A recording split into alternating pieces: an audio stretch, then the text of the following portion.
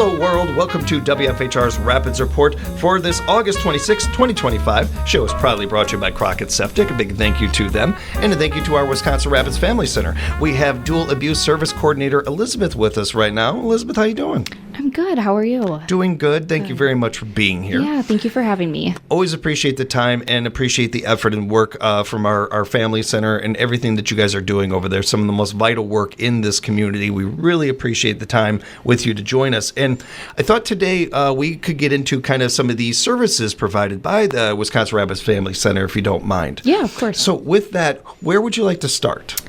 Because there's a lot of services you offered over there. Yeah. So just like a super quick overview, so the listeners kind of know what we do there.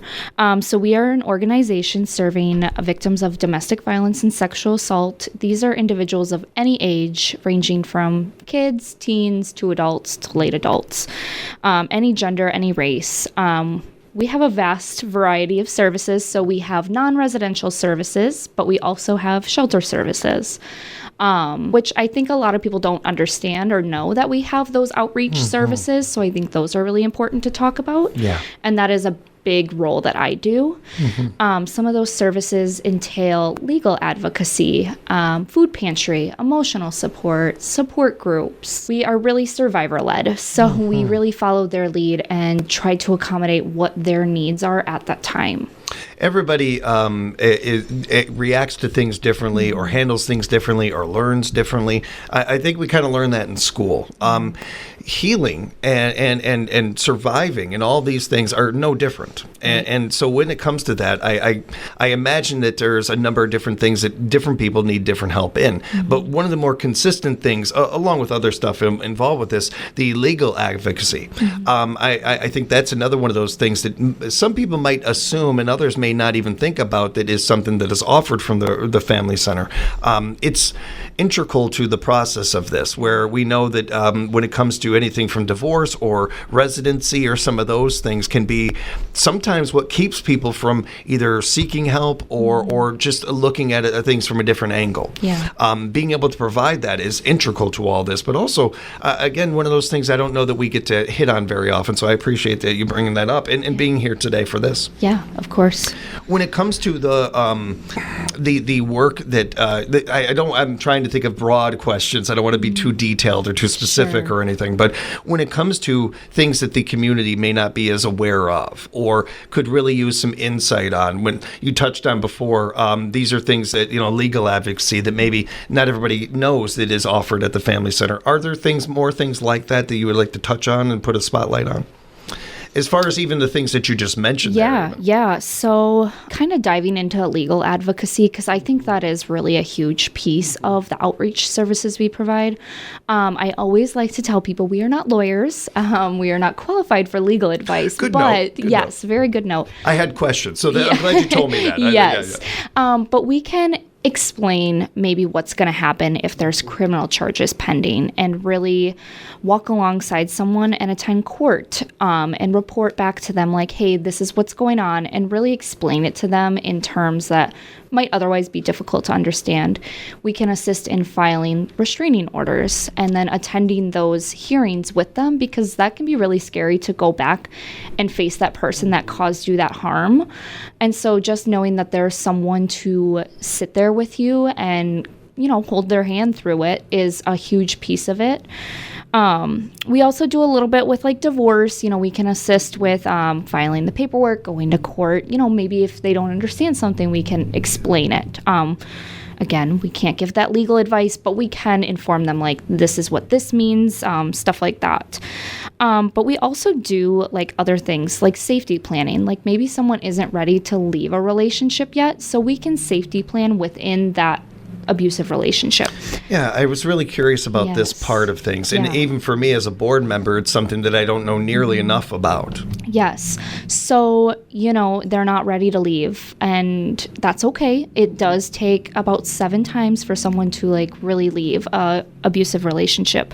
But with the safety planning, we can talk about things that are going to keep them safe while they're in that relationship. Is it going to be planning out maybe an escape route if things start to escalate? Is it going to be who are the trusted people in your circle that if they get a secret text code word or something, like they're going to know to call 911.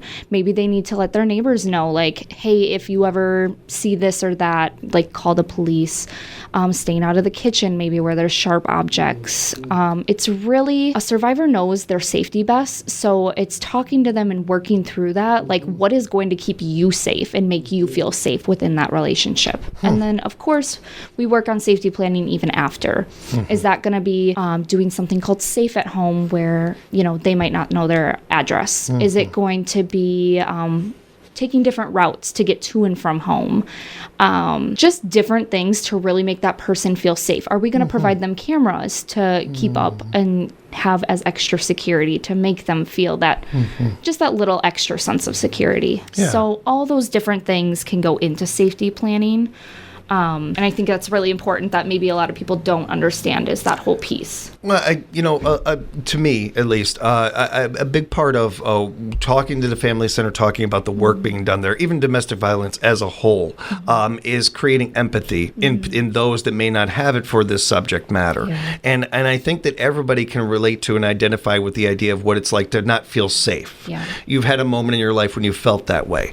What we're talking about here is every second of that. You're 24 hours a day that you're feeling that. Yeah. And the idea of countering that or helping that or anything, it's such a there is no set blueprint for it because everybody is going to be different. Right. So I think understanding more and more of this, and here's hoping that anybody out there listening, you don't need the services at the Family Center. That's what we hope for and everything.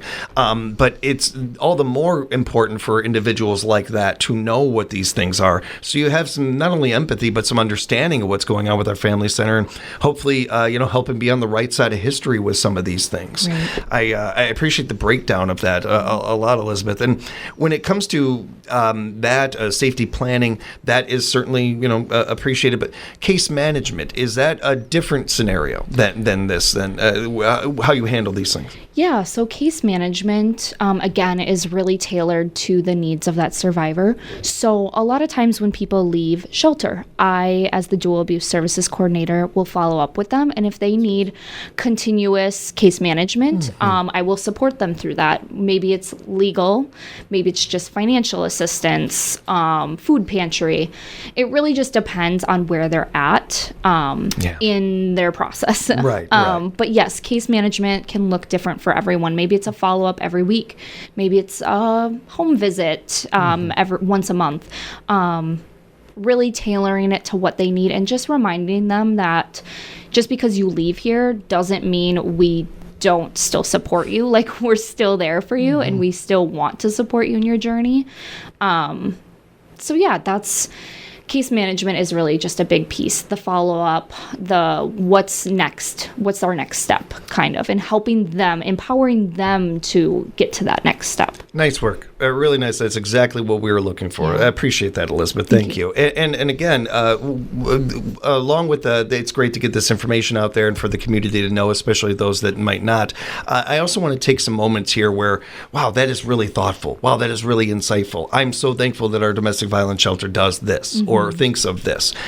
Each one of these safety planning, case management is appreciated, especially that idea of the follow-up. Yeah. That goes so much farther. I know our sales team does this with businesses sometimes.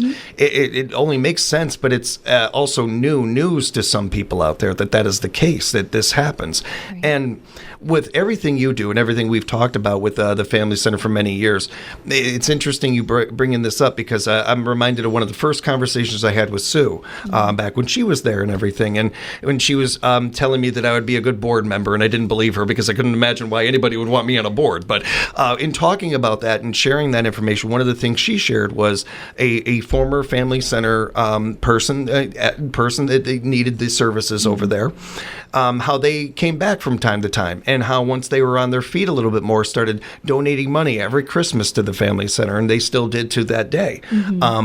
That kind of thing, that follow-up that goes, so that leads to so many other things, along with certainly first and foremost the person getting the help and they need, along with the fact that it also creates these relationships, these friendships even sometimes, which is a beautiful thing in itself too. Right. And I think follow-up is just so important because a phone call from someone saying, "How are you doing right now?" Like, for me, that would just make me think that this person really cares about me and is really there to support me. So I just think like that is a huge piece for them to know like they are not alone. So before we let you go, I would like to hint on that a little bit more, talk about that a little bit more, because I've said this for many, many years. Support, encouragement costs nothing, can mean everything. It may not ever mean more than in this scenario. That support, and it's certainly from the Family Center, where we appreciate it. We don't take it lightly, and we thank you every day for it. But the support I also want to focus on is the local support, your community support, the way this community supports the Family Center, and by doing that shows where we stand on domestic violence as a community. I would never speak for others, but I feel very confident that this community is on the right side of history when it comes to these things. You don't have to take my word or even Elizabeth's word for it. Go to a Family Center event, and you will see business leaders from all kind of different walks of life there representing, being a part of this. They want to be a part of these things. They invest in the Family Center and some of that. And then there's the support that we give as friends and as family members and some of that.